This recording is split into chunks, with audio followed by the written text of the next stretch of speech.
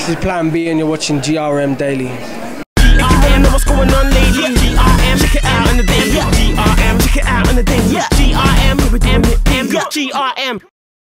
Mr. Drew, you've been a really busy boy. Like really, really busy. Why are you doing it? Why am I doing it? Because I love expressing myself, you know, and I think that the music and film are powerful tools to change people's ways of thinking. And I feel that in the country we live in, the society we live in, with all the issues we have, people need to change their way of thinking through alternative learning. And it's, you know, something you can't learn in school. It can only be taught through the music we make and the films we make. And do you think that the stuff that you're doing is going to counteract the other stuff that's been going on in music and film for a long time? Do you mean counteract like the commercial side of it? Yeah, I think it already has, you know. I think that if you're trying to get through to people about a real life issue, you do have to, when you're making a film, you do have to entertain them. You need to see film as like, all right, you know, I need to entertain the audience, you know, and I can't lose them. You know, so we don't want a film to be too long, and we want all the performances to be strong and the story to be strong.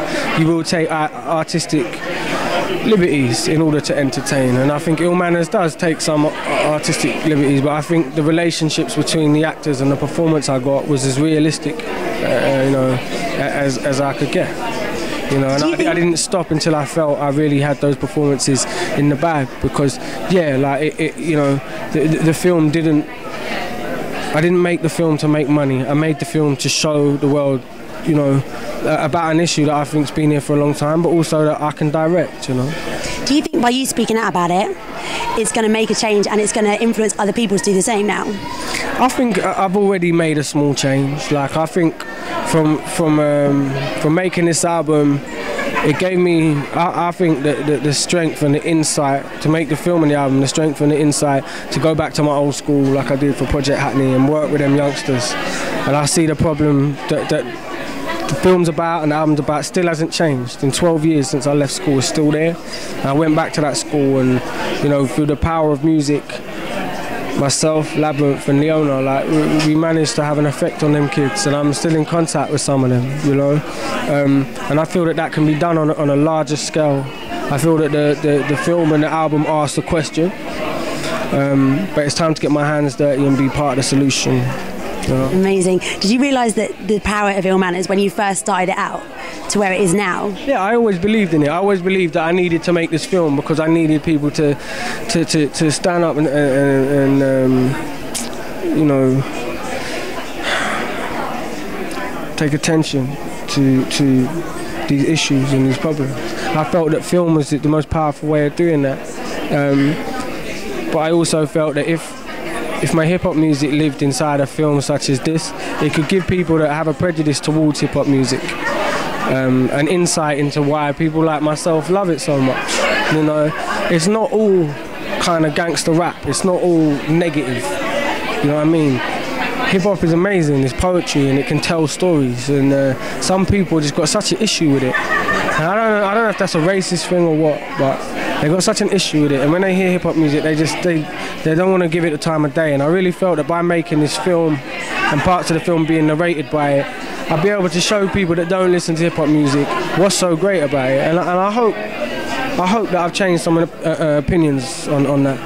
So the Mobo Awards, you've won 2 awards tonight. That must feel really, really good, especially in an industry where you're trying to make changes. Yeah, I mean, to be recognised for my hip-hop music, you know, in a category that you know, encompass hip-hop and grime together, that makes me feel good, yeah, that does. And with regards to everything you've done for the youth, are you planning to help out with kids moving forward? I set up an organisation called Each One Teach One.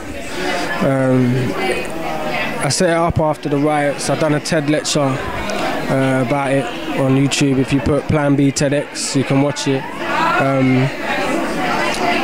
I'm aware of many small organisations that offer kids from underprivileged backgrounds kind of apprenticeships in different job skills. There's a guy who runs the hair project who basically set up a hair academy for young underprivileged kids to come and be taught how to cut hair exceptionally well so they can actually go on and have proper careers. He was struggling to pay the bills, he was struggling to operate as an organisation. So Each One Teach One came and we gave him money, we paid his rent, and we tried to help him, give him the infrastructure so that their organisation can be self-sustainable. And since we've done that, you know, they've done a deal with Hackney College where Hackney College are sending them young people to train up rather than train them at the college, where a lot of them courses aren't good enough and kids are getting short-changed for their education. It's people like Andrew Curtis at the Hair Project that Each One Teach One wants to support and wants to give money to. And what I'm going to be doing from now all throughout next year, as well as taking a break, is going to be setting up Each One Teach One, finding more individuals like Andrew Curtis at the Hair Project and giving them the money they need, so they can keep on doing the great stuff they're doing. Amazing. Plan B, keep doing what you're doing. GRM, know what's going on, lady. GRM, check it out on the thing. GRM, check it out on the thing. GRM, we're doing it. GRM.